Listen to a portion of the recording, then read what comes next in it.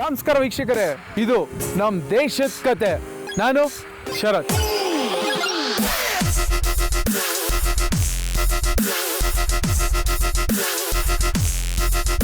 ಸುಮಾರು 600 ವರ್ಷಗಳ ಹಿಂದೆ ಕೊಲಂಬಸ್ ಅಮೆರಿಕನ ಡಿಸ್ಕವರ್ ಮಾಡೋ ಟೈಮಲ್ಲಿ ನಮ್ಮ ದೇಶದಲ್ಲಿ ಒಬ್ಬ ವ್ಯಕ್ತಿ ಊರು ಉದ್ಧಾರ ಮಾಡೋಕ್ಕೋಸ್ಕರ ಧ್ಯಾನ ಮಾಡ್ತಾ ತನ್ನ ಜೀವನ ತ್ಯಾಗ ಮಾಡಿ ಮಮ್ಮಿ ಆಗ್ತಾನೆ. ಆ ವ್ಯಕ್ತಿ ಯಾರು, ಅವನಿದ್ದಂಥ ಊರು ಯಾವುದು, ಇದ್ರ ಹಿಂದಿನ ಕತೆ ಏನು, ಅದೇ ಇವತ್ತಿನ ನಮ್ಮ ದೇಶದ ಕತೆ. ಜಗತ್ತಿನ 7 ಅದ್ಭುತಗಳಲ್ಲಿ ಈಜಿಪ್ಟಿನ ಪಿರಮಿಡ್ಗಳು ಒಂದು. ಸಾವಿರಾರು ವರ್ಷಗಳ ಹಿಂದೆ ಪ್ರಾಣ ತ್ಯಾಗ ಮಾಡಿದ ತಮ್ಮ ರಾಜರ ಕಳೇಬರವನ್ನ ಈ ಪಿರಮಿಡ್ಗಳಲ್ಲಿ ಸಂರಕ್ಷಿಸಿ ಇಡಲಾಗಿತ್ತು. ಅದಕ್ಕಾಗಿ ಅವರು ಬಳಸುತ್ತಿದ್ದುದು ರಾಸಾಯನಿಕ ಹಾಗೂ ಇನ್ನಿತರ ನೈಸರ್ಗಿಕ ವಸ್ತುಗಳನ್ನು. ಮಮ್ಮಿಗಳು ಅಂದರೆ ಸಾವಿರಾರು ವರ್ಷಗಳಿಂದ ಕೆಡದೇ ಇರುವ ಮೃತದೇಹ ಅಂತ. ಆದರೆ ಇತ್ತೀಚೆಗೆ ಬೆಳಕಿಗೆ ಬಂದ ಸಂಗತಿಯೊಂದು ನಮ್ಮಲ್ಲಿ ಅಚ್ಚರಿ ಮೂಡಿಸಿದೆ. 500 ವರ್ಷಗಳ ಹಿಂದೆ ಮೃತರಾಗಿರಬಹುದೆನ್ನಲಾದ ಬೌದ್ಧ ಸನ್ಯಾಸಿಯೊಬ್ಬರ ಮಮ್ಮಿ ಪತ್ತೆಯಾಗಿದೆ. ಅದು ಭಾರತದ ನೆಲದಲ್ಲಿ. ಮಮ್ಮಿಗಳನ್ನು ನೋಡೋಕೆ 7 ಸಮುದ್ರಗಳನ್ನು ದಾಟಿ 7 ಬೆಟ್ಟಗಳನ್ನು ಹಾರಿ ಈಜಿಪ್ಟ್ಗೆ ಹೋಗೋ ಜನ ಇದ್ದಾರೆ. ಆದರೆ ಅವರೆಲ್ಲರಿಗೂ ಸವಾಲೆಸೆಯುವಂತೆ ಭಾರತದ ಗಡಿಯಲ್ಲಿ ಪತ್ತೆಯಾಗಿರೋ ಈ ಮಮ್ಮಿ ಈಜಿಪ್ಟ್ನ ಮಮ್ಮಿಗಳಿಗಿಂತಲೂ ಶ್ರೇಷ್ಠ ಅಂತ ಹೇಳಲಾಗ್ತಾ ಇದೆ. ಹಾಗಾದರೆ ಯಾರದ್ದು ಈ ಮಮ್ಮಿ, ಏನಿದರ ವಿಶೇಷ? ಈ ಬಗ್ಗೆ ಇಲ್ಲಿದೆ ಮಾಹಿತಿ ಇಂದಿನ ನಮ್ಮ ದೇಶದ ಕಥೆಯಲ್ಲಿ.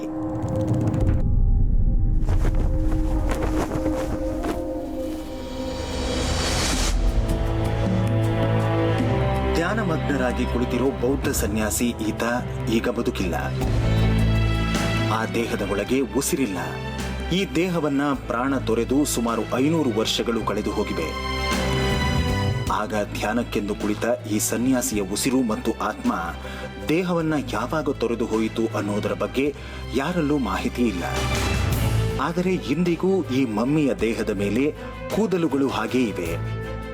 ಉಗುರು ಹಾಗೂ ಹಲ್ಲುಗಳಿಗೆ ಯಾವುದೇ ತೊಂದರೆಯಾಗಿಲ್ಲ. ಮಮ್ಮಿಯನ್ನ ಪರೀಕ್ಷಿಸಿದಾಗ ತಿಳಿದು ಬಂದ ಅಚ್ಚರಿಯ ಸಂಗತಿ ಏನೆಂದರೆ, ಇದನ್ನು ಸಂರಕ್ಷಿಸೋಕೆ ಯಾರೂ ಪ್ರಯತ್ನ ಪಟ್ಟಿಲ್ಲ ಹಾಗೂ ಇದರ ಮೇಲೆ ಯಾವುದೇ ರಾಸಾಯನಿಕಗಳನ್ನ ಬಳಸಲಾಗಿಲ್ಲ ಅನ್ನೋದು. ಹಾಗಾದರೆ ಇಷ್ಟೆಲ್ಲ ಕುತೂಹಲಕಾರಿ ಸಂಗತಿಗಳನ್ನೊಳಗೊಂಡ ಆ ಸನ್ಯಾಸಿಯ ಮಮ್ಮಿ ಇರೋದಾದ್ರೂ ಎಲ್ಲಿ? ಏನೇ ಅಚ್ಚರಿಯ ಸಂಗತಿಯ ಮರ್ಮ ಅಂತ ಹುಡುಕ ಹೊರಟ ನಮಗೆ ದಾರಿಯುದ್ದಕ್ಕೂ ಕಷ್ಟಗಳ ಸರಮಾಲೆ ಎದುರಾಯಿತು.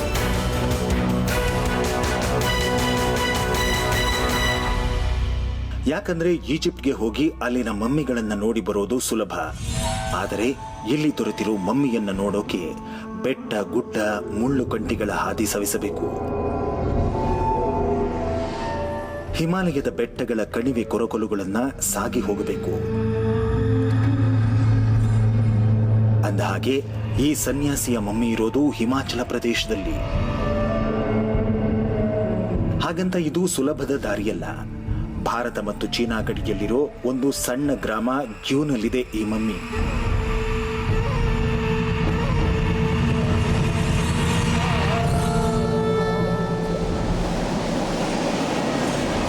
ನಾನೀಗ ಕುಲುವಿಂದ ಬೆಟ್ಟ ಗುಡ್ಡಗಳನ್ನ ದಾಟಿ ಕಿನ್ನೌರ್ ಅನ್ನೋ ಜಾಗಕ್ಕೆ ಹೋಗ್ತಾ ಇದ್ದೀನಿ. ಯೂಶಲಿ ಈ ರಸ್ತೆ 5 ರಿಂದ 6 ತಿಂಗಳು ಶಟ್ ಡೌನ್ ಆಗಿರುತ್ತೆ ಬಿಕಾಸ್ ಆಫ್ ಸ್ನೋಯಿ ವಿಂಟರ್. ಆದರೆ ಈಗ ಸಮ್ಮರ್ ಆಗಿರೋದ್ರಿಂದ ವೇ ಕ್ಲಿಯರ್ ಆಗಿದೆ. ಅಲ್ಲಿಗೆ ಹೋಗೋ ಮೊದಲು ಈ ಹಿಮಾಚಲ ಪ್ರದೇಶದ ಮೇಲೆ ಒಂದು ಕಣ್ಣು ಹಾಯಿಸಲೇಬೇಕು. ಹಿಮಾಚಲ ಪ್ರದೇಶ ಹಿಮಾಲಯ ಪರ್ವತಗಳ ಪಶ್ಚಿಮಕ್ಕೆ 55,673 ಚದರ ಕಿಲೋಮೀಟರ್ಗಳ ವ್ಯಾಪ್ತಿಯಲ್ಲಿ ಹರಡಿಕೊಂಡಿದೆ ಈ ರಾಜ್ಯ.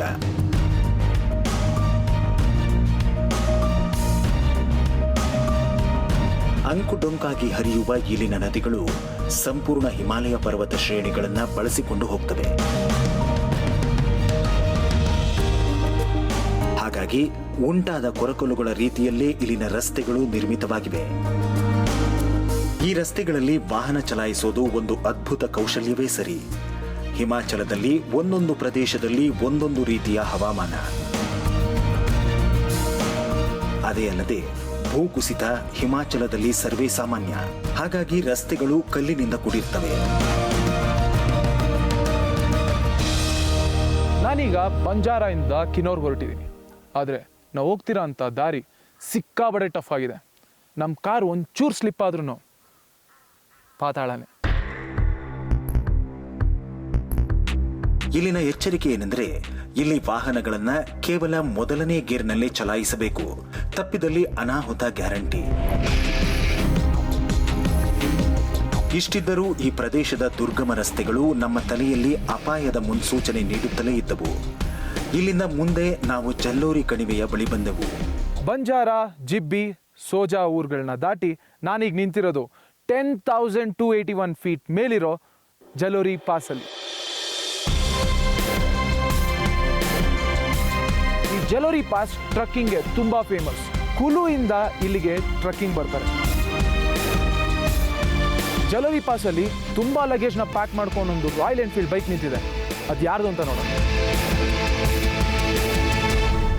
You are travelling by bike, is it? Yeah. All the way. Yeah. Wherever you go, you take bike. In these days, yeah. Yes. From Rishikesh up to here. ಹಿಮಾಚಲದಲ್ಲಿ ಚಹಾಕ್ಕೆ ಸಕ್ಕರೆಯ ಬದಲು ಉಪ್ಪನ್ನ ಹಾಕ್ತಾರೆ. ಅದು ಒಂದು ರೀತಿಯ ರುಚಿಯೊಂದಿಗೆ ಸವಿಯಲು ಚೆನ್ನಾಗಿರುತ್ತೆ. 4 chais and counting. Everything is possible. 5 chais, 6 chais. सब कुछ मिलेगा. नाम दिशा कदे. Nice bike. So, have a safe journey Thank you, brother. and nice talking to you. Yeah. Thank you. Thanks. Lovely to Bye. meet you. Safe journey to you too. Yeah, thank you. ಅವರೊಂದಿಗೆ ಇಲ್ಲಿನ ಪ್ರಸಿದ್ಧ ಉಪ್ಪಿನ tea ಸವಿದ ನಂತರ ಮುಂದಕ್ಕೆ ನಮ್ಮ ಪ್ರಯಾಣ ಆರಂಭವಾಯಿತು.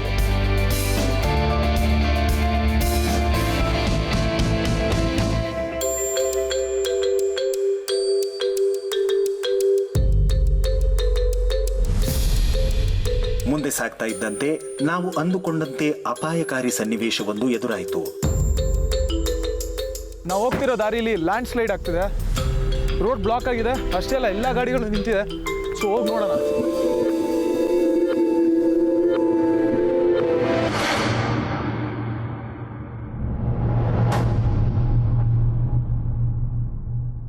ಏನನ್ನ ನಾವು ನೋಡಬಾರದು ಅಂತ ಅಂದುಕೊಂಡಿದ್ವೋ ಅದು ನಮ್ಮ ಕಣ್ಣ ಮುಂದೆಯೇ ನಡೆದು ಹೋಗಿತ್ತು.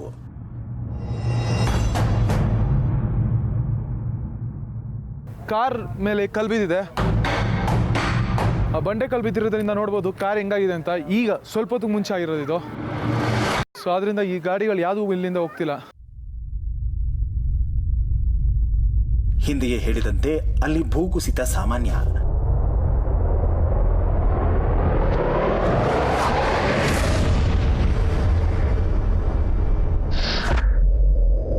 ನಮ್ಮೆದುರು ಭೂಮಿ ಕುಸಿತ ಕಂಡಿತ್ತು. ಇದರಿಂದಾಗಿ 1 ಗಂಟೆ ಕಾಲ ಆ ದುರ್ಗಮ ಹಾದಿಯಲ್ಲಿ ಸಂಚಾರ ವ್ಯತ್ಯಯ ಆಗಿ ನಾವೆಲ್ಲ ಅಲ್ಲೇ ಸಿಕ್ಕಿ ಹಾಕಿಕೊಂಡಿದ್ವಿ.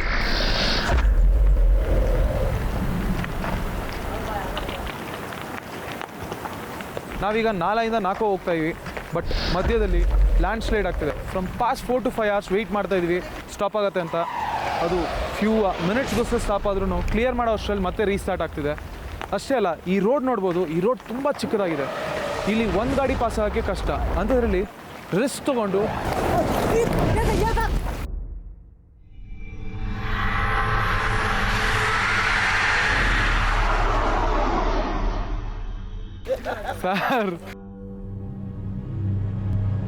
ಈ ಪ್ರದೇಶದಲ್ಲಿ ಜೋರಾಗಿ ಬೀಸುವ ಗಾಳಿ ಕೆಲವೊಮ್ಮೆ ದೊಡ್ಡ ದೊಡ್ಡ ಬಂಡೆಗಳನ್ನು ಕೆಳಕ್ಕೆ ಉರುಳಿಸುತ್ತೆ. ನೋಡ್ಬೋದು, ಈ ರೋಡು ಸಿಕ್ಕಾಬಟ್ಟೆ ಡೇಂಜರಸ್. ಅಷ್ಟೇ ಅಲ್ಲ, ತುಂಬ ಸಣ್ಣದಾಗಿದೆ. ಒಂದು ಗಾಡಿ ಪಾಸ್ ಆಗೋಕ್ಕೆ ಕಷ್ಟ. ಅಂಥದ್ರಲ್ಲಿ ಇನ್ನೊಂದು ಗಾಡಿ ಬಂದಾಗ ಸ್ಟಾಪ್ ಮಾಡಿ ಮೂವ್ ಮಾಡ್ತಾರೆ. ಅಷ್ಟು ರಿಸ್ಕ್ ತೊಗೊಳ್ತಾರೆ. ಬಟ್ ರಿಸ್ಕ್ ತೊಗೊಳ್ಳೋ ಟೈಮಲ್ಲಿ ಒಂಚೂರು ಸ್ಲಿಪ್ ಆದ್ರೂ ಫುಲ್ ಡೀಪ್ ಇದೆ ಕೆಳಗೆ. ಸೊ ಬದುಕುಳಿಯೋದೇ ಕಷ್ಟ. ಇಲ್ಲಿ ಭೂಕುಸಿತ ಆರಂಭವಾದರೆ ಅದು ಸಂಪೂರ್ಣವಾಗಿ ನಿಲ್ಲೋವರೆಗೆ ಜನ ತುಂಬಾ ತಾಳ್ಮೆಯಿಂದ ಕಾಯ್ತಾರೆ. ಅದು ಹೇಗಿರುತ್ತೆ ಅಂದ್ರೆ ದೇವರ ದರ್ಶನಕ್ಕಾಗಿ ಭಕ್ತರು ಕಾಯೋ ಹಾಗೆ. ಸೊ ಕಿತ್ನಾ ಹೋಗ್ಲೇಗ ಕ್ಲಿಯರ್ ನಿಮಗೆ? 1-2 ಗಂಟೆಲಿ ನಿಲ್ಬೋದು, ಅಕಸ್ಮಾತ್ ಈಗೇನಾದರೂ ಕಮ್ಮಿ ಆದರೆ. ಹಲವು ಬಾರಿ ಭೂಕುಸಿತ ಸಂಪೂರ್ಣವಾಗಿ ನಿಂತಿದೆಯಾ ಅನ್ನೋದನ್ನ ತಿಳಿಯೋದೇ ಕಷ್ಟ. ಹಾಗಾಗಿ ಅದು ನಿಲ್ಲೋವರೆಗೂ ಕಾಯೋದು ಬಿಟ್ಟು ಬೇರೆ ದಾರಿ ಇಲ್ಲ.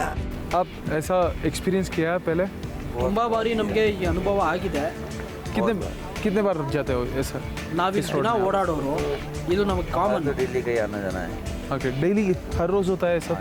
ಹೌದು, ದಿನ ಆಗುತ್ತೆ ओके, ಅನ್ಸುತ್ತೆ. ಸದ್ಯಕ್ಕೆ ಇವಾಗ ಗಾಳಿಯಿಂದ ಬಂಡೆಗಳು ಬೀಳ್ತಿವೆ ಅಂತ. हवा से ज़्यादा हो चुका है. ಹೌದು, ಗಾಳಿಯಿಂದ ಕೂಡ ಬಂಡೆಗಳು ಬೀಳ್ತವೆ. So anyways thank you sir. ಈಗ ಲ್ಯಾಂಡ್ ಸ್ಲೈಡಿಂಗ್ ಸ್ವಲ್ಪ ಕಮ್ಮಿ ಆಯಿತು. ಸೊ ರೋಡ್ ಕ್ಲಿಯರ್ ಮಾಡೋಕ್ಕೋಸ್ಕರ JCB ಬರ್ತಿದೆ. ಸೊ ಮತ್ತೆ ಇಲ್ಲಿ ಟ್ರಾನ್ಸ್ಪೋರ್ಟೇಷನ್ ಫೆಸಿಲಿಟಿಗೋಸ್ಕರ ಇದು ಕ್ಲಿಯರ್ ಮಾಡಿಕೊಡ್ತಾರೆ.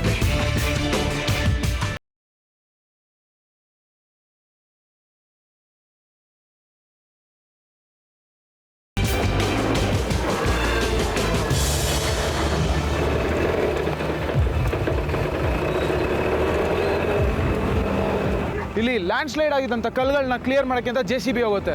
ಅಕಸ್ಮಾತ್ ಅಲ್ಲಿ ಬೀಳಕ್ಕೆ ಮತ್ತೆ ಶುರು ಆದರೆ JCBನೇ ವಾಪಸ್ ಬರುತ್ತೆ. ಯಾಕೆಂದರೆ ನಾವು ಬರ್ತಾ ರೋಡಲ್ಲೂ ನೋಡಿದ್ವಿ, JCBನೇ ಜಖಮ್ ಆಗಿತ್ತು. ಸೊ ಇಂಥ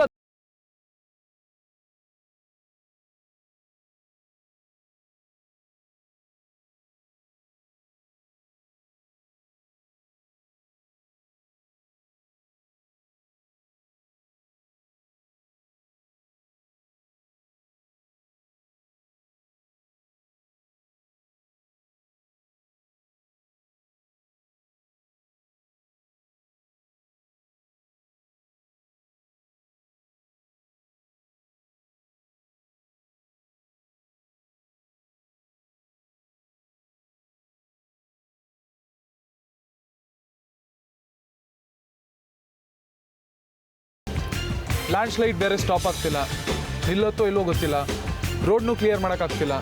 ಸೊ ಇವತ್ತು ಆರಾಮಾಗಿ ರೆಸ್ಟ್ ಮಾಡಿ ನಾಳೆ ಫ್ರೆಶ್ ಆಗಿ ಮುಂದುವರೆಯೋಣ.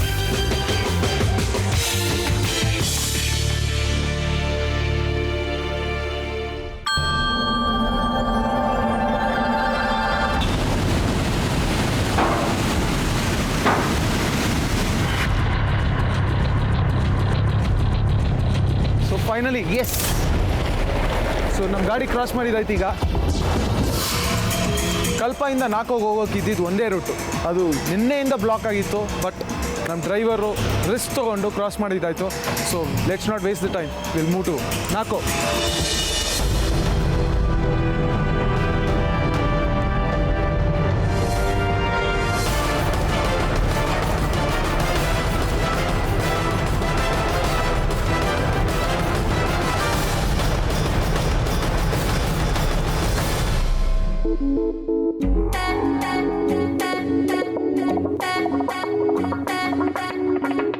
ನಾನೀಗಿರೋದು ಕಿನ್ನರ್ ಜಿಲ್ಲೆಯಲ್ಲಿರೋ ಕಲ್ಪಾದಲ್ಲಿ. ನನ್ನ ಹಿಂದೆ ಕಾಣಿಸ್ತಿರೋದೇ ಕಿನ್ನರ್ ಕೈಲಾಶ್. ಇದು 20,000 ಅಡಿ ಎತ್ತರದಲ್ಲಿದೆ.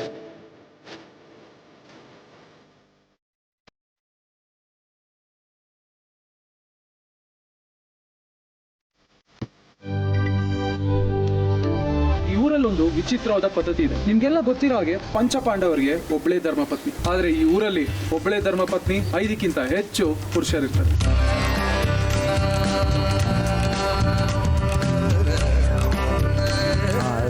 ವಿಷಯ ಏನು ಅಂದರೆ, ತುಂಬ ಹಿಂದಿನ ಕಾಲದಿಂದ ನಮ್ಮಲ್ಲಿ ಕಾಮನ್ ಮ್ಯಾರೇಜ್ ಆಗುತ್ತೆ. 5 ಜನ ಅಣ್ಣ ತಮ್ಮಂದರಿಗೆ ಒಂದು ಹೆಣ್ಣನ್ನು ತಂದು ಮದುವೆ ಮಾಡ್ತೀವಿ. ನಮ್ಮಲ್ಲಿ ಜಮೀನ ಕೊರತೆ ಇರೋದ್ರಿಂದ ಹೀಗೆ ಮಾಡ್ತೀವಿ. ಒಂದು ಕುಟುಂಬದಲ್ಲಿ 4 ಎಕರೆ ಜಮೀನಿದ್ದು ಅದನ್ನು 5 ಜನ ಗಂಡು ಮಕ್ಕಳ ನಡುವೆ ಭಾಗ ಮಾಡಿದಾಗ ಅವರ ಜೀವನ ನಿರ್ವಹಣೆ ಕಷ್ಟ ಆಗುತ್ತೆ. ಆ ಕಾರಣಕ್ಕೆ 5 ಜನ ಗಂಡು ಮಕ್ಕಳಿಗೆ ಒಂದು ಹೆಣ್ಣನ್ನು ತಂದು ಮದುವೆ ಮಾಡ್ತಿದ್ವಿ.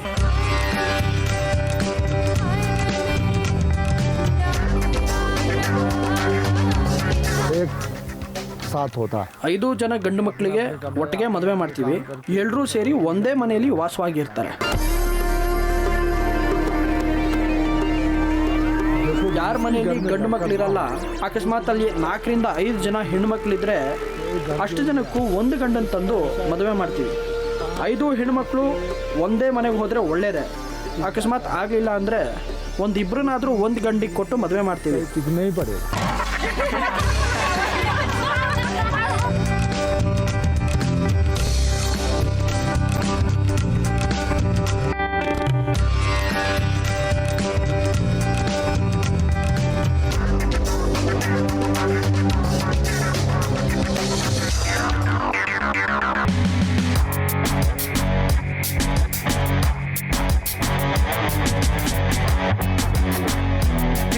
ಟ್ರಾವೆಲ್ ಮಾಡಿದ್ದು ಹಿಮಾಲಯನ್ ರೇಂಜಲ್ಲಿ, ಏನು ಮುಂದೆ ಟ್ರಾವೆಲ್ ಮಾಡಕ್ಕೆ ಹೊರಟಿರೋದು ಟಿಬೆಟಿಯನ್ ರೇಂಜಲ್ಲಿ. ಸೊ ಇದನ್ನ ವೆಲ್ಕಮ್ ಮಾಡೋ ಪ್ರತೀಕವಾಗಿ ಈ ಕಲರ್ಫುಲ್ ಫ್ಲಾಗ್ಸ್ ಮತ್ತು ಇಲ್ಲಿ ಬುದ್ಧಿಸ್ಟ್ ಪ್ರೇಯರ್ ವೀಲ್ ಇದೆ. ಸೊ ಪ್ರೇ ಮಾಡಿಬಿಟ್ಟು ಮುಂದೆ ಹೊರಡೆ.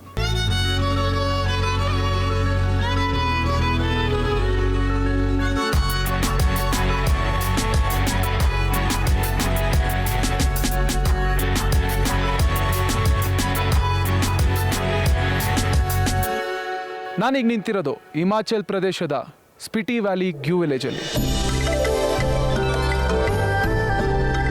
ಇದಿರೋದು ಇಂಡಿಯಾ ಚೈನಾ ಬಾರ್ಡರಲ್ಲಿ ಹೈಲಿ ರಿಸ್ಟ್ರಿಕ್ಟೆಡ್ ಏರಿಯಾ. ಅಷ್ಟೇ ಅಲ್ಲ, ಇದು ಇಂಡಿಯಾದ ಲಾಸ್ಟ್ ವಿಲೇಜ್. ನನ್ನ ಹಿಂದೆ ಕಾಣಿಸ್ತಿರೋ ಬೆಟ್ಟ ದಾಟಿದ್ರೆ ಚೈನಾ ಸಿಗತ್ತೆ.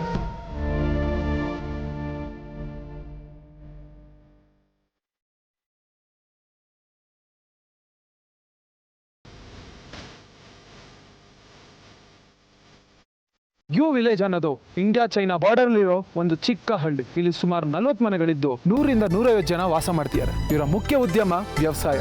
ಇವರು ಆಲೂಗೆಡ್ಡೆ, ಬಟಾಣಿ ಮತ್ತು ಸೇಬ್ನ ಮುಖ್ಯ ಬೆಳೆಯಾಗಿ ಬೆಳೀತಾರೆ. ಈಗ ನಾನು ನಿಂತಿರೋದು ಸಮ್ಮರಲ್ಲಾದರೂ -5 ಡಿಗ್ರಿ ಇದೆ, ವಿಂಟರಲ್ಲಿ -30 ಡಿಗ್ರಿ ತನಕ ಇಳಿಯುತ್ತಂತೆ. ಅಷ್ಟೇ ಅಲ್ಲ, ಇವ್ರ ಲೈಫ್ ಸ್ಟ್ಯಾಂಡ್ ಸ್ಟಿಲ್ ಆಗತ್ತೆ.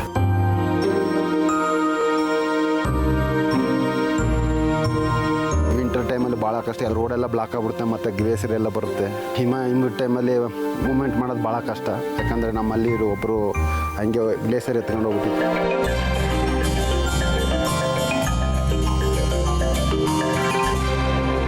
ಈ ಬೆಟ್ಟ ಗುಡ್ಡಗಳು ಪ್ರಪಂಚಕ್ಕೆ ಗೊತ್ತಿಲ್ಲದ ಎಷ್ಟೋ ರಹಸ್ಯಗಳನ್ನ ತನ್ನೊಳಗೆ ಒದಗಿಸಿಟ್ಟುಕೊಂಡಿದೆ. ಇಂತಹದೇ ಒಂದು ರಹಸ್ಯ ಟೆನ್ಜಿಂಗ್ ಮಮ್ಮಿಯಾದ ರಹಸ್ಯ.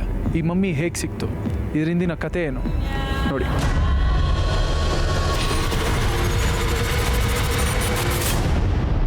और ये मम्मी जो है ಈ ಬೌದ್ಧ ಮಮ್ಮಿ 1975ನೇ ಇಸ್ವಿಯಲ್ಲಿ ಸಿಕ್ಕಿದ್ದು. ಲ್ಯಾಬ್ನಲ್ಲಿ ಟೆಸ್ಟ್ ಮಾಡಿದಾಗ ಇದು 500 ವರ್ಷ ಹಳೆಯ ಮಮ್ಮಿ ಅಂತ ತಿಳಿದು ಬಂತು. ಈ ಬೌದ್ಧ ಮಮ್ಮಿ ಇಂಡಿಯನ್ ಆರ್ಮಿಗೆ ಸಿಕ್ಕಿದ್ದು. ಇದು ಭಾರತ ಚೀನಾ ಗಡಿ ಆದ ಕಾರಣ ಇಲ್ಲಿನ ಸೈನಿಕರು ಅಂಡರ್ಗ್ರೌಂಡ್ ಕ್ಯಾಂಪ್ಗಳನ್ನು ಮಾಡ್ಕೋತಾರೆ. ಹಾಗೆ ಒಂದಿನ ಸೈನಿಕರು ಅಂಡರ್ಗ್ರೌಂಡ್ ಕ್ಯಾಂಪ್ನ ಅಗಿಬೇಕಾದ್ರೆ ನೆಲದಿಂದ ರಕ್ತ ಬರಕ್ಕೆ ಶುರುವಾಯಿತು. ಆಗ ಸೈನಿಕರು ಹುಷಾರಾಗಿ ಅಗದು ಭೂಮಿ ಕೆಳಗೆ ಏನಿದೆ ಅಂತ ತೆಗೆದು ನೋಡಿದಾಗ ಅದೊಂದು ಬೌದ್ಧ ಮಮ್ಮಿ.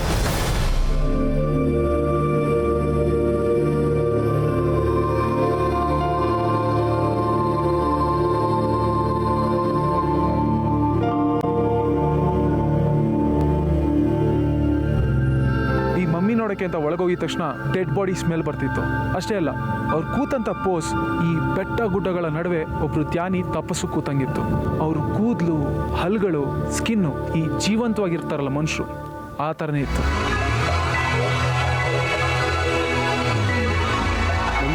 ಈ ಮಮ್ಮಿ ಶಾಂಗಾ ಟೆಂಜಿನ್ ಅನ್ನೋ ಬೌದ್ಧ ಲಾಮ. ಸುಮಾರು ಒಂದು 600 ವರ್ಷದ ಕೆಳಗೆ ಈ ಹಳ್ಳಿಗೆ ಚೇಳುಗಳು ದಾಳಿ ಇಡ್ತವೆ. ಆ ಸಮಸ್ಯೆಯಿಂದ ಹೊರ ಬರಲಿಕ್ಕೆ ಊರಿನ ಜನ ಶಾಂಗಾ ಟೆಂಜಿನ್ ಅನ್ನೋ ಬೌದ್ಧ ಲಾಮನ ಬಳಿ ಹೋಗ್ತಾರೆ. ಆಗ ಟೆಂಜಿನ್ ಲಾಮ ತಾನು ಧ್ಯಾನದಲ್ಲಿ ಕೂತಿರುವಾಗ ತನ್ನನ್ನು ಒಂದು ಗೋರಿಯಲ್ಲಿ ಮುಚ್ಚಿಡ್ಲಿಕ್ಕೆ ಹೇಳ್ತಾರೆ.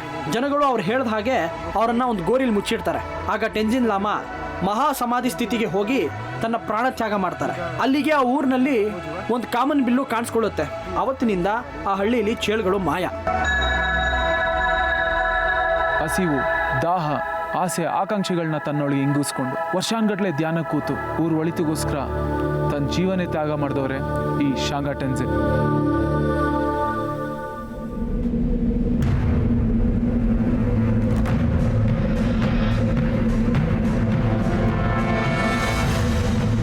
ನಮಸ್ಕಾರ ವೀಕ್ಷಕರೇ, ಇದು ನಮ್ಮ ದೇಶದ ಕತೆ. ನಾನು ಶರತ್.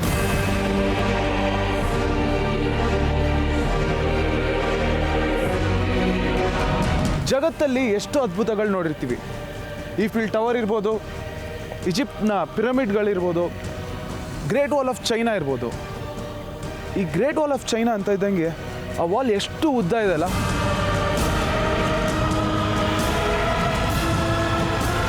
ಅದು ಎಷ್ಟೋ 1000 ಕಿಲೋಮೀಟರ್ಗಳು ಹರಡ್ಕೊಂಡಿದೆ. ನಾಸಾ ಸೈಂಟಿಸ್ಟ್ ಅವರು ಸ್ಯಾಟಲೈಟ್ ವ್ಯೂವಿಂದ ಒಂದು ಫೋಟೋ ತೆಗೆದ್ರು. ಅದರಲ್ಲೂ ಸಹ ಈ ಗೋಡೆ ಕಾಣಿಸ್ತಿದೆ. ಏನಪ್ಪ, ನಾನು ಇದ್ದಕ್ಕಿದ್ದಂಗೆ ಗ್ರೇಟ್ ವಾಲ್ ಆಫ್ ಚೈನಾ ಬಗ್ಗೆ ಮಾತಾಡ್ತಾ ಇದ್ದೀನಿ ಅಂತ ಅಂದ್ಕೊಂಡಿದ್ದೀರಾ? ಹೌದು, ಇಂಥದೇ ಒಂದು ಕತೆ ನಮ್ಮ ದೇಶದಲ್ಲೂ ಇದೆ. ಅದು ಗ್ರೇಟ್ ವಾಲ್ ಆಫ್ ಇಂಡಿಯಾ. ಇದು ರಾಜಸ್ಥಾನದಲ್ಲಿದೆ.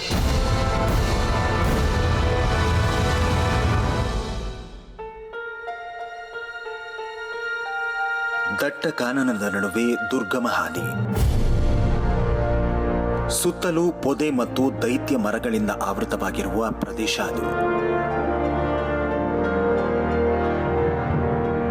ಯಾವ ಪೊದೆಯಿಂದ ಯಾವ ಕಾಡು ಮೃಗ ದಾಳಿಯಿಡುತ್ತೋ ಅಂತ ಜೀವ ಕೈಲಿ ಹಿಡಿದು ಮುಂದೆ ಹೋಗಬೇಕಾದ ಪ್ರಸಂಗ. ಅರಣ್ಯ ರಕ್ಷಕ ದಳದವರ ಸಹಾಯವಿಲ್ಲದೆ ಈ ಪ್ರದೇಶ ಪ್ರವೇಶಿಸಿದರೆ ದೇವರೇ ಅವರನ್ನ ಕಾಪಾಡಬೇಕು.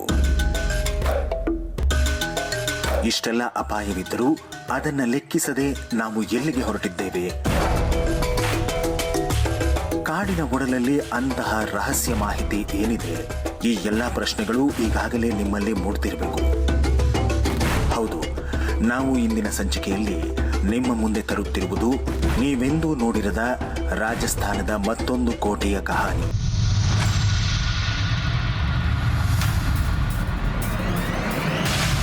ಆ ಕೋಟೆಯಲ್ಲೇನು ವಿಶೇಷ? ಎಲ್ಲವೂ ಒಂದೇ ಅಂದುಕೊಳ್ಳಬೇಡಿ. ಇಲ್ಲಿಗೆ ಹೋಗೋ ಹಾದಿಯೇ ಇಷ್ಟು ದುರ್ಗಮವಾಗಿರಬೇಕಾದರೆ ಆ ಭಯಂಕರ ಕೋಟೆ ಹೇಗಿದ್ದಿರಬೇಡ.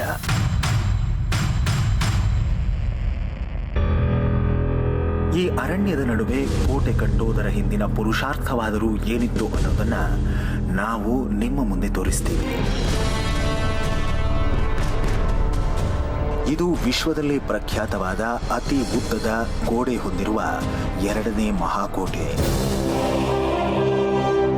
ಹೆಸರು ಕುಂಭಲ್ಗಢ್. ರಾಜಸ್ಥಾನದ ರಾಜಸ್ಮಂಡ್ ಜಿಲ್ಲೆಯ ಮೇವಾರ್ನಲ್ಲಿದೆ.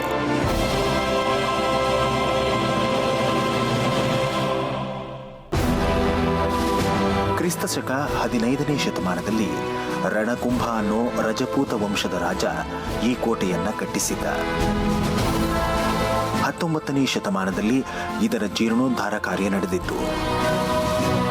ಸಮುದ್ರ ಮಟ್ಟದಿಂದ 1100 ಅಡಿ ಎತ್ತರದಲ್ಲಿ ಹಾಗೂ 36 ಕಿಲೋಮೀಟರ್ ಉದ್ದಕ್ಕೆ ಈ ಮಹಾಕೋಟೆಯ ಗೋಡೆಯನ್ನ ಕಟ್ಟಲಾಗಿದೆ.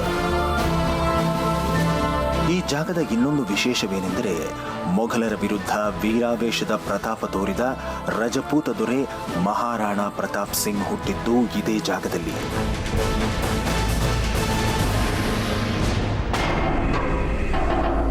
ಈ ಜಾಗಕ್ಕೆ ಹೋಗಬೇಕಾದರೆ ಅರಣ್ಯದಲ್ಲಿ ಅಂಕು ಡೊಂಕು ರಸ್ತೆಗಳನ್ನು ಹಾದು ಹೋಗಬೇಕು.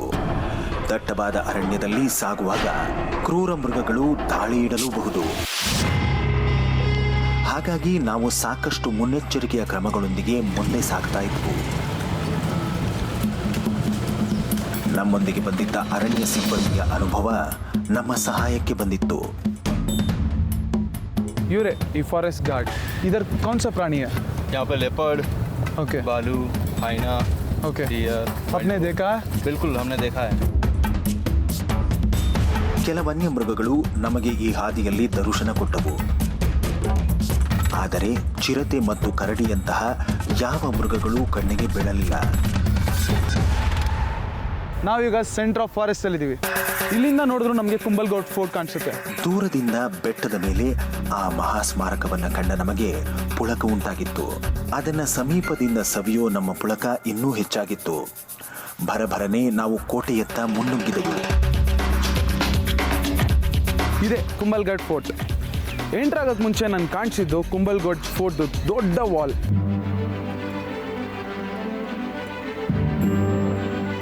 ಎಷ್ಟು ದೂರ ಕಣ್ಣಾಸಿದ್ರು ಅಷ್ಟು ದೂರ ಇದೆ. ಅದನ್ನು ನೋಡೋಕ್ಕೆ ಅಂತ ಒಳಗಡೆ ಬಂದರೆ ಅಲ್ಲಿ ಒಂದು ಮ್ಯಾಪ್ ಇತ್ತು. ಮ್ಯಾಪು ಮತ್ತು ಇನ್ಸ್ಟ್ರಕ್ಷನ್ ಬೋರ್ಡ್ಸು ಅಲ್ಲೆಲ್ಲ ನೋಡಿದಾಗ ಗೊತ್ತಾಗಿದ್ದು ಇಂಪಾರ್ಟೆಂಟ್ ಥಿಂಗ್ ಏನಪ್ಪ ಅಂದರೆ ಇದು ಮಹಾರಾಣಾ ಪ್ರತಾಪ್ದು ಜನ್ಮಸ್ಥಾನ, ದೊಡ್ಡ ರಾಜ್ಪೂತ್ ಕಿಂಗ್. ಮೇಲ್ಗಡೆ ಕೋಟೆ ಇದೆ. ಆ ಕೋಟೆ ಸುತ್ತ ಕಂಟಿನ್ಯೂಸ್ ಆಗಿ 36 ಕಿಲೋಮೀಟರ್ ವಾಲ್ ಇದೆ. ಸೊ ಇವತ್ತೊಂದು ದೊಡ್ಡ ವಾಕು, ನನ್ನ ಜೊತೆ ನೀವು ಬನ್ನಿ. ಅರಾವಳಿ ಬೆಟ್ಟಗಳ ಸುಂದರ ನೋಟದ ಮಧ್ಯೆ ತಲೆ ಎತ್ತಿ ನಿಂತಿದೆ ಕುಂಭಲ್ಗಢ್. ಜಗತ್ತಿನ ಅತಿ ಪ್ರಾಚೀನ ಬೆಟ್ಟಗಳ ಸಾಲಿಗೆ ಸೇರುತ್ತದೆ ಅರಾವಳಿ ಬೆಟ್ಟಗಳ ಶ್ರೇಣಿ. ಈ ಕೋಟೆ ಇರುವ ಜಾಗ ಸುತ್ತಲೂ 7 ಬೆಟ್ಟಗಳಿಂದ ಆವೃತವಾಗಿದೆ. ಈ ಕೋಟೆಯ ಗೋಡೆ ಹೇಗಿದೆ ಎಂದರೆ ಅದನ್ನ ಮೇಲಿಂದ ನೋಡಿದರೆ ಕಾಡಿನಲ್ಲಿ ದೈತ್ಯ ಹೆಬ್ಬಾವೊಂದು ಮಲಗಿರೋ ರೀತಿಯಲ್ಲಿ ಕಾಣುತ್ತೆ. ಈ ಕೋಟೆ 7 ಬೆಟ್ಟಗಳಿಂದ ಸುತ್ತುವರೆದಿದೆ. ಮತ್ತೆ ಈ ಕೋಟೆ ಗೋಡೆ ಏನಿದೆ 36 ಕಿಲೋಮೀಟರ್ ಹರಡಿಕೊಂಡಿದೆ. ಹಾಗಾಗಿ ಚೀನಾದ ಮಹಾಗೋಡೆ ವಿಶ್ವದ ಮೊದಲನೇ ಅತಿ ದೊಡ್ಡ ಗೋಡೆ ಆದ್ರೆ ಇದು ವಿಶ್ವದ 2ನೇ ದೊಡ್ಡ ಗೋಡೆ ಅಂತ ಕರೆಯಲಾಗುತ್ತೆ. ಕುಂಭಲ್ಗಢ ಕಿ ದೀವಾರ್ ಬೆಂಗಳೂರಲ್ಲಿ ಮ್ಯಾರಥಾನ್ ಅಂತ ನಡೆಸ್ತಾರೆ. ಎಷ್ಟು ಕಿಲೋಮೀಟರ್ ಓಡ್ಬೋದಪ್ಪ? 5 ಇಲ್ಲ 10. ಆದರೆ ಇಲ್ಲಿ 36 ಕಿಲೋಮೀಟರ್ ಸುತ್ತ ವಾಲ್ ಇದೆ. ಅದ್ರ ಪಕ್ಕದಲ್ಲಿ ಪಾತ್ವೆ ಇದೆ. ಅಲ್ಲಿ ಮ್ಯಾರಥಾನ್ ನಡೆಸಿದ್ರೆ ಹೆಂಗಿರುತ್ತೆ? ಸಕ್ಕದಾಗಿರುತ್ತಲ್ಲ. ಈ ಮಹಾಗೋಡೆಯ ಅಗಲ 17 ಅಡಿ, ಉದ್ದ 36 ಕಿಲೋಮೀಟರ್. ಇಷ್ಟು ಅಗಲದ ಗೋಡೆಯ ಮೇಲೆ 4 ಕುದುರೆಗಳು ಆರಾಮವಾಗಿ ಓಡಾಡಬಹುದಿತ್ತು. ಕೋಟೆ ಕಾಯುವ ಸೈನಿಕರಿಗೆ ನೆರವಾಗಲು ಈ ರೀತಿ ಅಗಲವಾದ ಗೋಡೆಯನ್ನು ನಿರ್ಮಿಸಲಾಗಿತ್ತು. 500 ವರ್ಷಗಳನ್ನ ನಿರ್ಭಿಡೆಯಿಂದ ಕಳೆದಿರೋ ಈ ಮಹಾಗೋಡೆ ಇಂದಿಗೂ ರಿಪೇರಿಯನ್ನೇ ಕಂಡಿಲ್ಲ. ಹೊಸದಾಗಿ ನಿನ್ನೆ ಮೊನ್ನೆ ನಿರ್ಮಿಸಿದ ರೀತಿ ಕಾಣುತ್ತೆ ಈ ಐತಿಹಾಸಿಕ ಸ್ಮಾರಕ. ಈ ಕೋಟೆ ವಿಶ್ವದ ಒಂದು ವಿಶಿಷ್ಟವಾದ ಕೋಟೆ. ಇದನ್ನ ಅವಜಿತ್ ದುರ್ಗ ಅಂತ ಕರೀತಾರೆ. ಯಾಕೆ ಅಂದ್ರೆ ಇದುವರೆಗೂ ಇದ್ರ ವಿರುದ್ಧ ಯಾರು ಗೆಲ್ಲಕ್ಕಾಗಿಲ್ಲ. ರಾಜ ರಣಕುಂಭ ನಿರ್ಮಿಸಿದ ಈ ಕೋಟೆಯನ್ನ ಯಾವ ಶತ್ರುಗಳು ವಶಪಡಿಸಿಕೊಳ್ಳೋಕೆ ಸಾಧ್ಯವಾಗಲೇ ಇಲ್ಲ. ಯಾಕೆಂದ್ರೆ ಕೋಟೆ ಇದ್ದ ಜಾಗ ಹಾಗೂ ಅಷ್ಟು ಉದ್ದದ ಕೋಟೆಯನ್ನು ಏರುವುದು ಅಸಾಧ್ಯದ ಮಾತಾಗಿತ್ತು. ಈ ಕೋಟೆನ ಕಟ್ಟೋ ಕಾರಣ ಏನು ಅಂತಂದ್ರೆ, ಮೊದಲು ಮಹಾರಾಜ ಕುಂಭನ್ ರಾಜಧಾನಿ ಚಿತ್ತೋಡ್ ಆಗಿತ್ತು. ಆತ ಮಾಲ್ವಾ, ಗುಜರಾತ್ ಹಾಗೂ ದಿಲ್ಲಿ ಬಾದ್ಶಾರನ್ನ ಸೋಲಿಸಿ ಒಂದು ವಿಜಯಸ್ತಂಭವನ್ನ ನಿರ್ಮಿಸ್ತಾನೆ. ವಿಜಯಸ್ತಂಭ ನಿರ್ಮಿಸಿದ ನಂತರ ಆತನಿಗೊಂದು ಆಲೋಚನೆ ಬರುತ್ತೆ. ಮೇವಾರ್ 3 ಕಡೆಯಿಂದಲೂ ಶತ್ರುಗಳಿಂದ ಕೂಡಿದೆ. ಮುಂಬರುವ ಸಮಯದಲ್ಲಿ 3 ಕಡೆಯಿಂದ ಆಕ್ರಮಣಕ್ಕೊಳಗಾಗಬಹುದು ಅಂತ ಒಂದು ಪರ್ಯಾಯ ರಾಜಧಾನಿ ನಿರ್ಮಿಸಬೇಕು ಅಂದ್ಬಿಟ್ಟು ಕುಂಭಲ್ಗರ್ ಕೋಟೆಯನ್ನ ಕಟ್ತಾನೆ. ಕೋಟೆಯನ್ನು ಕಟ್ಟಿದ್ದ ರೀತಿ ಹೇಗಿತ್ತೆಂದರೆ, ಅದು ಆ ಬೆಟ್ಟಗಳಿಗೆ ಹೊಂದಿಕೊಂಡಂತೆ ಇತ್ತು. ಇದರಿಂದಾಗಿ ಅದನ್ನು ಭೇದಿಸುವುದು ಹಾಗೂ ಅದರ ಮೇಲೆ ದಾಳಿ ಇಡುವುದು ಕನಸಿನ ಮಾತೇ ಆಗಿತ್ತು.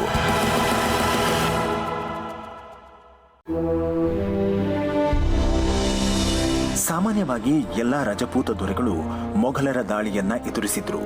ಆಗಾಗ ಮೊಘಲರು ದಿಢೀರ್ ದಾಳಿ ನಡೆಸ್ತಾ ಇದ್ರು. ಈ ಕೋಟೆ ಕಟ್ಟಿದ ವೀರದೊರೆ ರಣಕುಂಭ ಅತಿ ಚುರುಕಿನ ಸಿಪಾಯಿಯಾಗಿದ್ದ. ಯುದ್ಧ ತಂತ್ರಗಾರಿಕೆಯಲ್ಲಿ ಅವನದೇ ಯಾವಾಗಲೂ ಮೇಲುಗೈ. ರಣಕುಂಭ ರಾಜನಾಗಿದ್ದ ಕಾಲವನ್ನ ಮೇವಾಡದ ಸುವರ್ಣ ಯುಗ ಅಂತ ಜನ ಈಗಲೂ ಕರೀತಾರೆ. ರಜಪೂತ ದೊರೆಗಳು 84 ಕೋಟೆಗಳನ್ನು ನಿರ್ಮಿಸಿದ್ರು. ಅದರಲ್ಲಿ 35 ಕೋಟೆಗಳ ವಿನ್ಯಾಸವನ್ನ ಸ್ವತಃ ರಣಕುಂಭ ತಾನೇ ಮಾಡಿದ್ದ. ಕುಂಭಗಡ ಕೂಡ ಅದರಲ್ಲಿ ಒಂದು. ರಣಕುಂಭಿಗೆ ಗುಜರಾತ್ನ ಸುಲ್ತಾನರ ಮೇಲೆ ಹಿಡಿತವಿತ್ತು. ಕೆಲವು ಬಾರಿ ಯುದ್ಧದಲ್ಲಿ ಅವರನ್ನ ಸೋಲಿಸಿಯೂ ಇದ್ದ. ಆದರೆ ದಿನ ಕಳೆದಂತೆ ಮಾಲ್ವಾ ಪ್ರಾಂತ್ಯದ ಹಾಗೂ ಗುಜರಾತಿನ ಸುಲ್ತಾನರು ಬಲಾಢ್ಯರಾಗುತ್ತಾ ಹೋದರು. ಇದನ್ನು ಗಮನಿಸಿದ ರಾಜ ತನ್ನ ರಾಜಧಾನಿಯನ್ನ ಇಲ್ಲಿಗೆ ಸ್ಥಳಾಂತರಿಸಿದ. ಇಲ್ಲಿ ಮೊದಲು ಅಶೋಕನ ಮೊಮ್ಮಗ ನೆಲೆಸಿದ್ದ. ತದನಂತರ ರಾಣಕುಂಭ ಇಲ್ಲಿಗೆ ಬಂದು ಸುಮಾರು ಒಂದು 15 ವರ್ಷ ತಗೊಂಡು ಕೋಟೆ ನಿರ್ಮಿಸ್ತಾನೆ.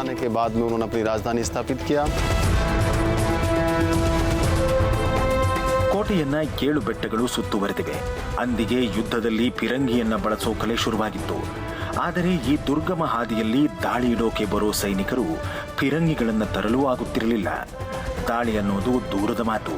ಹಾಗಾಗಿ ಫಿರಂಗಿ ದಾಳಿಯಿಂದ ನೈಸರ್ಗಿಕವಾಗಿಯೇ ಈ ಕೋಟೆ ಬಚಾವಾಗಿತ್ತು.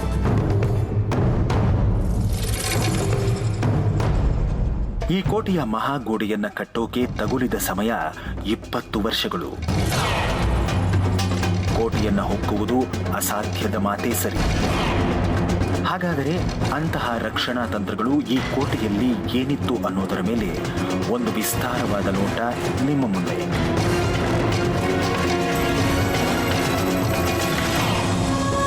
ಒಂದು, ಈ ಕೋಟೆ 7 ಬೆಟ್ಟಗಳಿಂದ ಸುತ್ತುವರೆದಿದ್ದ ಬೆಟ್ಟವೊಂದರ ಮೇಲೆ ನಿರ್ಮಿತವಾಗಿತ್ತು.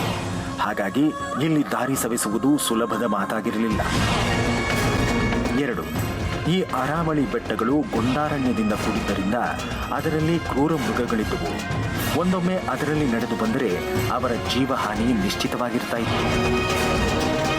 3, 36 ಕಿಲೋಮೀಟರ್ ಉದ್ದದ ಈ ಕೋಟೆಯನ್ನು ಬಳಸೋಕೆ ಸಾಧ್ಯವಿರಲಿಲ್ಲ. ಯಾಕಂದ್ರೆ ಈ ಬೆಟ್ಟ ತುಂಬಾ ಇಳಿಜಾರಿನಿಂದ ಕೂಡಿತ್ತು. 4, ಶತ್ರುಪಡೆಗಳು ದಾಳಿಯಿಟ್ಟಾಗ ಕೋಟೆಯ ಮುಖ್ಯ ಭಾಗವನ್ನು ತಲುಪೋಕೆ 9 ದ್ವಾರಗಳನ್ನು ಕ್ರಮಿಸಬೇಕು. ಮೊದಲನೇ ದ್ವಾರ ಪ್ರವೇಶಿಸುತ್ತಿದ್ದಂತೆಯೇ ಪ್ರತಿದಾಳಿ ನಡೆದು ಸೈನಿಕರು ಸಾವಿಗೀಡಾಗ್ತಾ ಇದ್ರು. ಕೋಟೆಯ ಒಳಭಾಗದಲ್ಲಿ ಸಾಕಷ್ಟು ಸುರಂಗ ಮಾರ್ಗಗಳಿದ್ದವು. ದಾಳಿ ನಡೆಯುವಾಗ ಈ ಸುರಂಗ ಮಾರ್ಗಗಳಿಂದ ಹೊರಬರ್ತಾ ಇದ್ದ ಮೇವಾಡದ ಸೈನಿಕರು ಪ್ರತಿದಾಳಿ ಮಾಡ್ತಾ ಇದ್ರು. ಇಷ್ಟೆಲ್ಲ ರಕ್ಷಣಾ ವ್ಯವಸ್ಥೆ ಇದ್ದ ಕೋಟೆಯನ್ನು ಭೇದಿಸುವುದು ಸಾಧ್ಯವಿರಲಿಲ್ಲ.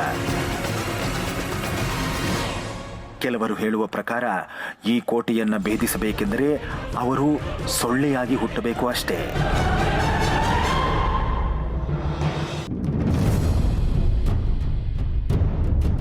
ಕುಂಭಗಢ್ ಕೋಟೆಯನ್ನ 2 ವಿಭಾಗಗಳಾಗಿ ವಿಂಗಡಿಸಲಾಗಿತ್ತು.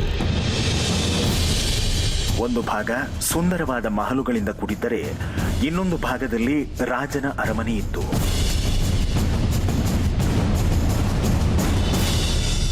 ರಾಜಧಾನಿ ಸ್ಥಾಪಿತ करने में ರಾಜಧಾನಿ ಮಾಡುವಾಗ ಕುಂಭಲ್ಗಢ್ ಅನ್ನು ವಿಶೇಷವಾಗಿ 2 ಭಾಗವಾಗಿ ರಾಣಾ ಕುಂಭ ವಿಂಗಡಿಸಿದ್ದಾರೆ. ಮೇಲಿನ ಭಾಗ ಕಟಾರ್ಗರ್ ಅಂತ, ಇದು ರಾಜ್ ಪರಿವಾರದವರಿಗೆ. ಈಗಲೂ ಇದನ್ನು ನಾವು ನೋಡಬಹುದು. महल बनाए जो आज भी कुंभा पैलेस के रूप में है. ಆದರೆ ಇಲ್ಲಿನ ವಿಶೇಷವೇನೆಂದರೆ ಈ ರಾಜನ ಅರಮನೆ ಬೇರೆಲ್ಲ ಅರಮನೆಗಳಂತೆ ತುಂಬಾ ವೈಭವದಿಂದ ಕೂಡಿರಲಿಲ್ಲ. ಅದು ಬೇರೆ ಮಹಲುಗಳಂತೆ ಸಾಮಾನ್ಯವಾದ ಮನೆಯಾಗಿತ್ತು. ಯಾಕೆಂದರೆ ರಾಜ ರಣಕುಂಭ ತುಂಬಾ ಸರಳ ವ್ಯಕ್ತಿ. ರಾಜಾತಿಥ್ಯ ಮತ್ತು ಐಷಾರಾಮಿ ಜೀವನ ನಡೆಸುವುದು ಅವನಿಗೆ ಇಷ್ಟವಿರಲಿಲ್ಲ. राजा जो थे कुमार कुंभ असाधारण राजा थे. ರಾಣಾ ಕುಂಭ ತುಂಬಾ ಸಾಧಾರಣ ರಾಜನಾಗಿದ್ದ. गुण थे. ಕಲಾರಸಿಕನಾದ ರಾಣಾ ನೃತ್ಯ ಕಲೆ ಬಲ್ಲವನಾಗಿದ್ದ. ಹಾಗೆಯೇ ಒಳ್ಳೆಯ ಕವಿ ಹಾಗೂ ಸಂಸ್ಕೃತ, ಪಾಲಿ ಹಾಗೂ ಕನ್ನಡ ಭಾಷೆಗಳಲ್ಲಿ ಪರಿಣಿತಿ ಹೊಂದಿದ್ದ. ಒಟ್ಟಾರೆ ಹೇಳಬೇಕೆಂದರೆ ಆತ ಸಕಲ ಕಲಾವಲ್ಲಭ. ಜೊತೆಗೆ ಅವನಿಗೆ ದೈವದಲ್ಲೂ ಭಕ್ತಿ ಇತ್ತು. ಆಚಾರ ವಿಚಾರಗಳ ಬಗ್ಗೆ ಗೌರವವಿತ್ತು. ಹಾಗಾಗಿ ಸಾಕಷ್ಟು ದೇಗುಲಗಳನ್ನ ಅವನು ಕೋಟೆಯೊಳಗಡೆ ಕಟ್ಟಿಸಿದ್ದ. ಈ ಕೋಟೆಯಲ್ಲಿ 308 ದೇವಸ್ಥಾನಗಳು ರಾಣಾ ಕುಂಭನ ಆಡಳಿತಾವಧಿಯಲ್ಲಿ ಇದ್ದವು. ಇದರಲ್ಲಿ ಹೆಚ್ಚಿನವು ಜೈನ ಮಂದಿರಗಳು, ಉಳಿದವು ಹಿಂದೂ ದೇವಾಲಯಗಳು. ಈ ಕೋಟೆ ಇರೋ ಜಾಗ ಮಾತ್ರವಲ್ಲ, ಸಾಕಷ್ಟು ಯೋಜನಾಬದ್ಧವಾಗಿ ಅದನ್ನು ಕಟ್ಟಲಾಗಿತ್ತು. ಹಾಗಾಗಿ ಈ ಕೋಟೆಯಲ್ಲಿ ಯೋಜನೆಗಳು, ವಿಶೇಷತೆಗಳು ಏನು ಅನ್ನೋದನ್ನ ನಾವು ಅದರ 2ನೇ ಭಾಗದಲ್ಲಿ ಕಾಣಬಹುದು.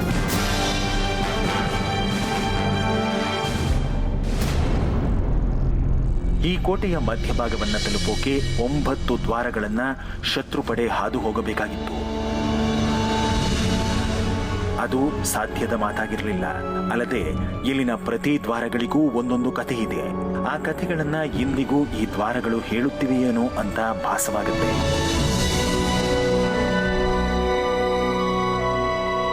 ಮೊದಲನೆಯದು ಹಲ್ಲಾಪೋಲ್ ದ್ವಾರ. ಈ ದ್ವಾರದ ಕಥೆ ತಿಳಿಯಬೇಕಾದರೆ ನಾವು ರಾಜ ಮಹಾರಾಣಾ ಪ್ರತಾಪ್ನ ಬಗ್ಗೆ ತಿಳಿಯಲೇಬೇಕು. ಈ ಕುಂಭಲ್ಗಢ ಜಾಗದಲ್ಲೇ ರಾಣಾ ಹುಟ್ಟಿದ್ದು. ರಜಪೂತ ಸಾಮ್ರಾಜ್ಯದ ಸಾಮ್ರಾಟರಲ್ಲಿ ಮಹಾರಾಣಾ ಪ್ರತಾಪನಿಗೆ ವಿಶೇಷವಾದ ಸ್ಥಾನವಿದೆ. ಆತ ಸ್ವಾತಂತ್ರ್ಯ ಸಂಗ್ರಾಮದಲ್ಲಿ ಪಾಲ್ಗೊಂಡ ಮೊದಲ ರಜಪೂತ ದೊರೆ ಅನ್ನೋ ಖ್ಯಾತಿಯೂ ಇದೆ. ಅದೆಲ್ಲ ಹಾಗಿರ್ಲಿ, ಈಗ ವಿಷಯಕ್ಕೆ ಬರೋಣ. ಈ ಕೋಟೆ 4 ದಿಕ್ಕುಗಳಿಂದಲೂ ಕಾಡಿನಿಂದ ಸುತ್ತುವರೆದಿತ್ತು. ಆ ಕಾಲದಲ್ಲಿ ಇಲ್ಲಿ ಭೀಲ್ಸ್ ಅನ್ನೋ ಆದಿವಾಸಿ ಜನಾಂಗವೂ ಇತ್ತು. ಮಹಾರಾಣಾ ಪ್ರತಾಪನಿಗೆ ಈ ಆದಿವಾಸಿಗಳ ಮೇಲೆ ಎಲ್ಲಿಲ್ಲದ ಪ್ರೀತಿ. ಹಾಗಾಗಿ ರಾಜ ಮತ್ತು ಆದಿವಾಸಿಗಳ ನಡುವೆ ಉತ್ತಮ ಬಾಂಧವ್ಯವಿತ್ತು. ಈ ಆದಿವಾಸಿಗಳು ಸಾಕಷ್ಟು ಬಾರಿ ಈ ಕೋಟೆಯ ಮೇಲಿನ ದಾಳಿ ತಪ್ಪಿಸೋಕೆ ರಾಜನಿಗೆ ನೆರವಾಗಿದ್ರು. ಅದು ಹೇಗೆಂದರೆ, ಆದಿವಾಸಿಗಳು ಕಾಡಿನಲ್ಲೇ ಕುಳಿತು ಕಾಡೊಳಗೆ ಅಡಿಯಿಡುವ ಶತ್ರುಗಳ ಮೇಲೆ ನಿಗಾ ಇಡ್ತಿದ್ರು. ಶತ್ರುಪಾಳಯದಲ್ಲಿನ ಸೈನಿಕರ ಸಂಖ್ಯೆ ಎಷ್ಟಿದೆ, ಅವರಲ್ಲಿನ ಆಯುಧಗಳೇನು, ಅವರು ಯಾವ ಭಾಗದಿಂದ ಅರಣ್ಯ ಪ್ರವೇಶಿಸುತ್ತಿದ್ದಾರೆ ಎಂಬಿತ್ಯಾದಿ ಮಾಹಿತಿಗಳನ್ನು ರಾಜನಿಗೆ ರವಾನಿಸುತ್ತಿದ್ರು. ಆಗ ರಾಜ ತಕ್ಷಣವೇ ಕಾರ್ಯೋನ್ಮುಖನಾಗಿ ಪ್ರತಿದಾಳಿ ನಡೆಸೋಕೆ ಸಜ್ಜಾಗ್ತಾ ಇದ್ದ. ಗೆರಿಲ್ಲಾ ಯುದ್ಧ ತಂತ್ರಗಾರಿಕೆಯಲ್ಲಿ ಸಾಕಷ್ಟು ಪಳಗಿದ್ದ ರಾಣಾ ಪ್ರತಾಪ್ ಸುಲಭವಾಗಿ ಜಯಗಳಿಸ್ತಾ ಇದ್ದ. ಒಂದೊಮ್ಮೆ ಬಲಿಷ್ಠ ಸೈನ್ಯ ಪಡೆ ಎಂದು ಖ್ಯಾತಿ ಗಳಿಸಿದ್ದ ಅಕ್ಬರ್ನ ಶತ್ರುಪಡೆ ಕೂಡ ಈ ಆದಿವಾಸಿಗಳನ್ನ ಎದುರಿಸಲಾಗದೆ ಹಿಮ್ಮೆಟ್ಟಿದ್ದರು. ಹಲಾಪೋಲ್ ದ್ವಾರದ ಬಳಿ ಜೋರಾಗಿ ಕೂಗಿನೊಂದಿಗೆ ದಾಳಿ ಇಡ್ತಾ ಇದ್ದ ಆದಿವಾಸಿಗಳ ವಿಚಿತ್ರ ದಾಳಿಯ ಕುರುಹಾಗಿ ಈ ದ್ವಾರಕ್ಕೆ ಹಲಾಬೋಲ್ ಅಂತ ಹೆಸರಿಡಲಾಗಿದೆ. हल्ला पोल का मतलब ಹಲ್ಲಾಪೋಲ್ ಅಂದರೆ ಕೂಗುತ್ತಾ ಆಕ್ರಮಣ ಮಾಡೋದು ಅಂತ. ಇದು ಗೆರಿಲ್ಲಾ ವಾರ್ಗಳಲ್ಲಿ ಸಾಮಾನ್ಯ.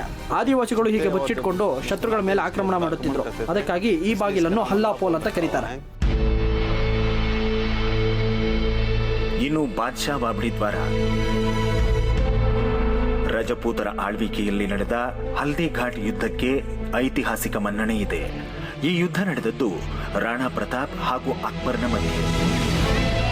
बादशाह बावड़ी का एक कहानी और इस ಬಾದ್ಶಾ ಬಾವ್ಡಿ ಪೋಲ್ನ ಕತೆ ಏನಂದ್ರೆ, ಅಕ್ಬರ್ ಹಲ್ದಿಗಢ್ ಯುದ್ಧದ ನಂತರ ರಾಣಾ ಪ್ರತಾಪ್ನನ್ನು ಹಿಡಿಯಲು ಸೈನಿಕರನ್ನು ಕುಂಬಲ್ಗಢ್ ಕೋಟೆಗೆ ಕಳಿಸುತ್ತಾನೆ. ಆಗ ಅವರು 3 ತಿಂಗಳು ಅಲ್ಲೇ ತಂಗಿದರೂ ಕೋಟೆಯನ್ನು ಪ್ರವೇಶಿಸಲಾಗಲಿಲ್ಲ. ಆಗ ನೀರಿಗಾಗಿ ಬಾವಿಯನ್ನು ತೋಡಿದರು. ಆ ಸ್ಥಳವೇ ಬಾದ್ಶಾ ಬಾವ್ಡಿ. के लिए उन्होंने एक बावड़ी बनाई, उसका नाम बादशाह बावड़ी है.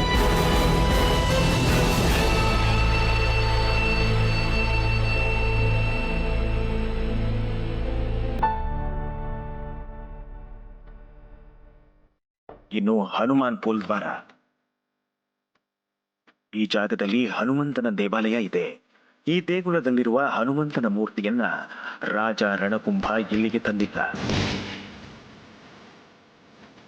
हनुमान पोल जो है ಇದು ಹನುಮಾನ್ ಪೋಲ್. ರಾಣಾ ಕುಂಭ ಮಂಡೋರ ಯುದ್ಧದ ವಿಜಯದ ನಂತರ ಅದರ ಪ್ರತೀಕವಾಗಿ ಅಲ್ಲಿಂದ ಆಂಜನೇಯ ವಿಗ್ರಹವನ್ನು ತಂದು ಇಲ್ಲಿ ಪ್ರತಿಷ್ಠಾಪಿಸುತ್ತಾನೆ. ಅದಕ್ಕಾಗಿ ಇದನ್ನ ಹನುಮಾನ್ ಪೋಲ್ ಅಂತ हनुमान ಕರೀತಾರೆ. पोल है. ಇಂದಿನ ಕಾಲದಲ್ಲಿ ರಾಜರು ಯುದ್ಧದಲ್ಲಿ ವಶಪಡಿಸಿಕೊಂಡ ರಾಜ್ಯದ ಅಧಿದೇವರುಗಳ ಮೂರ್ತಿಯನ್ನ ಅಲ್ಲಿಂದ ಹೊತ್ತು ತರ್ತಾ ಇದ್ರು. ಯುದ್ಧ ಗೆದ್ದ ಕುರುಹಾಗಿ ಆ ಮೂರ್ತಿಗಳನ್ನ ತಮ್ಮ ರಾಜ್ಯಕ್ಕೆ ತಂದು ಪ್ರತಿಷ್ಠಾಪಿಸಿ ಪೂಜೆ ಸಲ್ಲಿಸ್ತಿದ್ರು. ಹಾಗಾಗಿ ರಣಕುಂಭಿ ತಂದ ಆ ಹನುಮಂತನ ವಿಗ್ರಹದ ಕುರುಹಾಗಿ ಇದನ್ನ ಹನುಮಾನ್ ಪೋಲ್ ದ್ವಾರ ಅಂತ ಕರೆಯಲಾಗುತ್ತೆ. ವಿಜಯ್ ಪೋಲ್ ದ್ವಾರ. ಸಾಮಾನ್ಯವಾಗಿ ತಮ್ಮ ರಾಜ ಯುದ್ಧ ಗೆದ್ದು ಬಂದ ನಂತರ ಈ ದ್ವಾರವನ್ನ ಪ್ರವೇಶಿಸಬೇಕು. ಯಾಕೆಂದ್ರೆ ವಿಜಯದ ನಗೆ ಹೊತ್ತ ರಾಜನನ್ನ ಹೂವು ಮತ್ತು ಇತರೆ ಅಲಂಕಾರಗಳ ಮೂಲಕ ರಾಜ್ಯದ ಪ್ರಜೆಗಳು ಇಲ್ಲಿ ಬರಮಾಡಿಕೊಳ್ಳುತ್ತಿದ್ರು. ಹೀಗಾಗಿ ಈ ದ್ವಾರವನ್ನ ವಿಜಯ್ ಪೋಲ್ ಅಂತ ಕರೆಯಲಾಗುತ್ತೆ.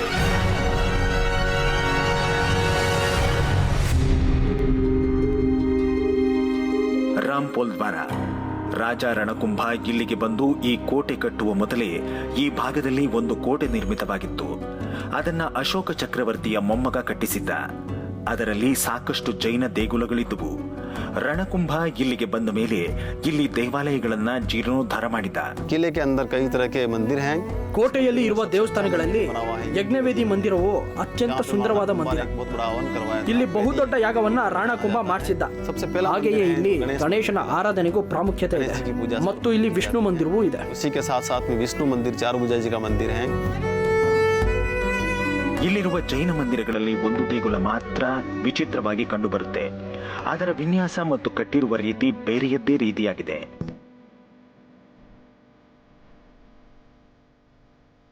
ನಲವತ್ತೆರಡು ಗೋಪುರಗಳನ್ನು ಹೊಂದಿರುವುದು ಈ ದೇಗುಲದ ವಿಶೇಷ. ಸಾಮಾನ್ಯವಾಗಿ ರಜಪೂತ ವಂಶಜರು ಸುಂದರವಾದ ಸ್ಮಾರಕ ಹಾಗೂ ದೇಗುಲಗಳನ್ನು ಕಟ್ಟಿಸೋದ್ರಲ್ಲಿ ಖ್ಯಾತಿ ಗಳಿಸಿದ್ದಾರೆ. ಅದರ ಹಿಂದಿದ್ದ ಕಾರಣವೇನೆಂದರೆ ಅವರುಗಳು ಮಹಾನ್ ದೈವ ಭಕ್ತರು.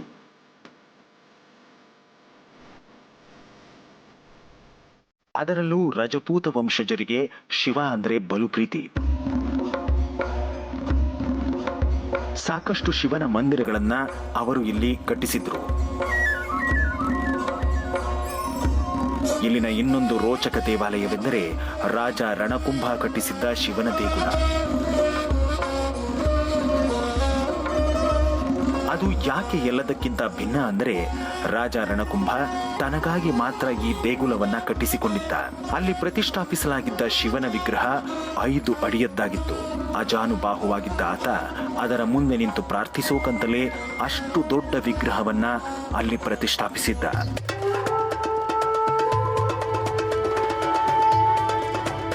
ಭೈರವ್ ಪೋಲ್. ಈ ಭೈರವ್ ಪೋಲ್ನ ನಂತರ ಸಿಗೋದು ನಿಂಬು ಪೋಲ್. ಅದರ ಮುಂದೆ ಸಿಗೋದು ಸುಂದರ ಮಹಲ್ಗಳು ಹಾಗೂ ರಾಜನ ಅರಮನೆ ಇರುವ ಸುಂದರವಾದ ದ್ವಾರ. ಆದರೆ ಈ ಭೈರವ ಪೋಲ್ನ ಬಗ್ಗೆ ನಾವು ತಿಳಿದುಕೊಳ್ಳಬೇಕಾದ ಸಂಗತಿಯೊಂದಿದೆ. ಏನಾದರೂ ಪಡ್ಕೊಬೇಕು ಅಂದರೆ ಅದಕ್ಕೆ ತಕ್ಕನಂಗೆ ಏನಾದರೂ ಕಳ್ಕೊಳ್ಳಬೇಕು. ರಣಕುಂಭನ ಈ ಕೋಟೆ ಕಟ್ಟುವ ಕನಸು ಅಷ್ಟು ಸುಲಭವಾಗಿರಲಿಲ್ಲ. ಯಾಕೆ ಅಂದರೆ ಎಷ್ಟೇ ಕಟ್ಟಿದ್ರೆ ಈ ಕೋಟೆ ಕುಸಿದು ಬೀಳ್ತಾ ಇತ್ತು. ಆದರೂ ಈ ಕೋಟೆನ ಅಷ್ಟೇ ಸ್ಟ್ರಾಂಗಾಗಿ ಕಟ್ಟಿ ನಿಲ್ಲಿಸಿದ್ದಾರೆ. ಅದ್ರ ಹಿಂದಿತ್ತು ಎಂಥ ಹೃದಯವನ್ನು ನಡಗಿಸೋ ಒಂದು ನರಬಲಿ ಕಥೆ. ಕೋಟೆಯ ನಿರ್ಮಾಣ ಹಂತದಲ್ಲಿದ್ದಾಗ ಭೈರವ ಅನ್ನೋ ಮುನಿಯ ಬಲಿದಾನದ ಕುರುಹಿಗೋಸ್ಕರ ಈ ದ್ವಾರಕ್ಕೆ ಭೈರವ ದ್ವಾರ ಅಂತ ಹೆಸರಿಡಲಾಗಿದೆ. ಅದರ ಹಿಂದಿನ ಕಥೆ ಏನೆಂದರೆ, ಭೈರವ ಮುನಿ ಇಲ್ಲಿನ ಪ್ರಜೆಗಳ ಪ್ರಾಣ ರಕ್ಷಣೆಗಾಗಿ ತನ್ನ ಜೀವವನ್ನೇ ತ್ಯಾಗ ಮಾಡಿದ್ದ.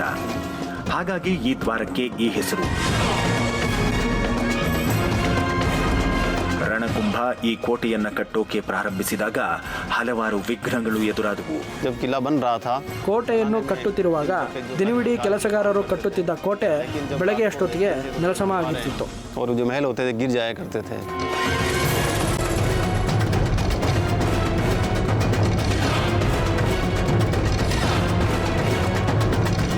ಇದು ಹೀಗೆಯೇ ಹಲ ದಿನಗಳವರೆಗೆ ಮುಂದುವರಿತು. ರಾಜ ರಣಕುಂಭಿಯ ಮುಖದಲ್ಲಿ ದುಗುಡ ಆವರಿಸಿತು. ಆಗ ಅಲ್ಲಿಗೆ ಬಂದ ಮುನಿ ಭೈರವ ಈ ಕಾರ್ಯ ಸುಗಮವಾಗಿ ಸಾಗಬೇಕೆಂದ್ರೆ ಇಲ್ಲೊಂದು ನರಬಲಿ ಕೊಡಬೇಕು ಅಂತ ಹೇಳ್ದ.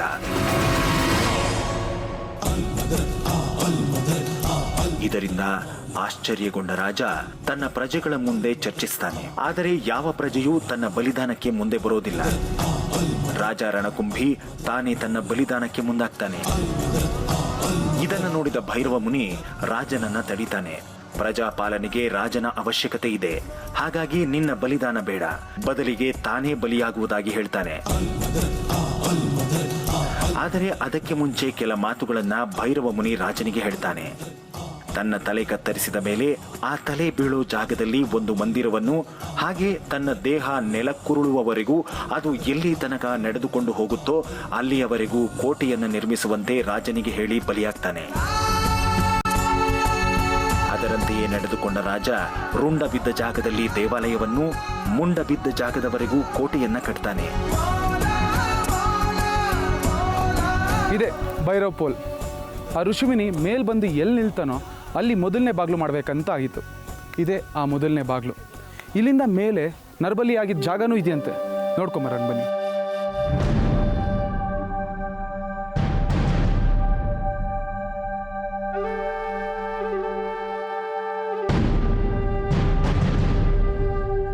ಇಲ್ಲೇ ಆ ಋಷಿಮುನಿಯ ನರಬಲಿ ಆಗಿದ್ದ ಜಾಗ. ಆ ಋಷಿಮುನಿಯ ತಲೆ ಬಿದ್ದಿದ್ದು ಈ ಜಾಗದಲ್ಲೇ. ಈಗಲೂ ಒಂದು ಚಿಕ್ಕದಾಗಿ ದೇವಸ್ಥಾನ ಕಟ್ಟಿ ಪೂಜೆ ಮಾಡ್ತಾರೆ. ಇದು ನೋಡೋಕ್ಕೆ ಚಿಕ್ಕದಾಗಿರ್ಬೋದು, ಬಟ್ ಈ ತ್ಯಾಗ ಇರಲಿಲ್ಲ ಅಂದರೆ ಇಷ್ಟು ದೊಡ್ಡ ಕೋಟೆ ಕಟ್ಟಕ್ಕೆ ಸಾಧ್ಯನೇ ಆಗ್ತಿರಲಿಲ್ಲ.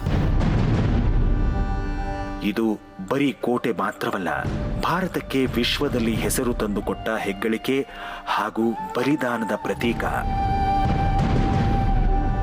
ಈ ಕುಂಭಲ್ಗಢ್ ಫೋರ್ಟಲ್ಲಿ ಎಷ್ಟು ಭೂಕಂಪಗಳಾಗಿರ್ಬೋದು, ಎಷ್ಟು ಬಿರುಗಾಳಿಗಳು ಬೀಸಿರ್ಬೋದು, ಅಥವಾ ರಾಜರದು ಎಷ್ಟು ಯುದ್ಧಗಳಾಗಿರ್ಬೋದು, ಇದಕ್ಕೆಲ್ಲ ಜಗ್ದೆ ಇವತ್ತೂ ಈ ಗೋಡೆಗಳು ನಿಶಬ್ದವಾಗಿ ನಿಂತಿದೆ. ಇದನ್ನು ನೋಡ್ತಾ ಇದ್ರೆ ನನಗೆ ಆಶ್ಚರ್ಯ ಆಗ್ತಿದೆ.